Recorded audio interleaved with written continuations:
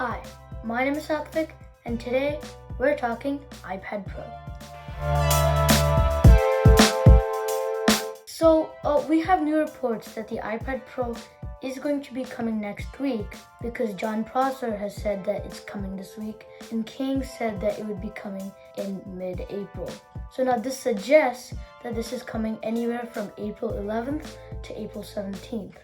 But the thing about this is that if we were going to get it then, we would get an event invite by now because there's less than a week difference, which means we should have the invites by now, but we don't. So what I'm thinking is that maybe it's coming out in a press release with the iPhone 12 cases. Now that could happen, but I really wish there was an event. I mean, Apple's events are just so wonderfully produced, but most likely it's going to be in a press release and not an event. And to go on to our next story, you know how previously Apple announced that Find My network would be going to third parties? Now they have actually enabled it inside iPhones in the Find My network. So let's say you have a tile tracker or any other third-party tracker that signs up for this sort of program. Now it can use the Find My network, so on your iPhone you can see the location of your bike, your backpack, whatever you're using it with. But now what's surprising is we do not have AirTags with this. I expected them to enable this and then on the side also be like, hey, you have an old alternative called AirTags and you can use this or the third parties with your Find My network. But no, they have not done that. The Find My network is doing third parties but without AirTags.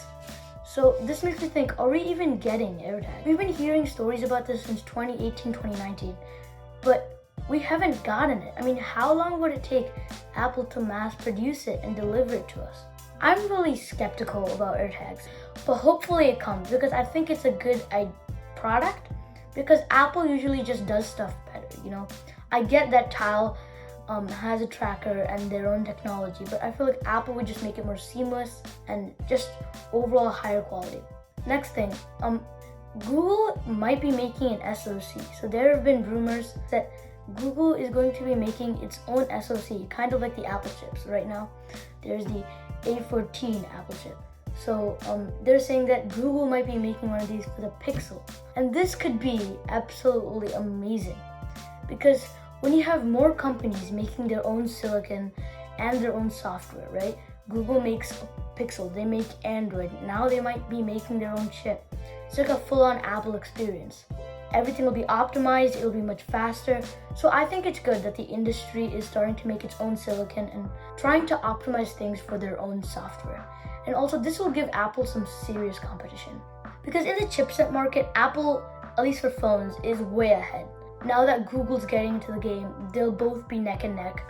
And hopefully Apple starts innovating more, making it even faster.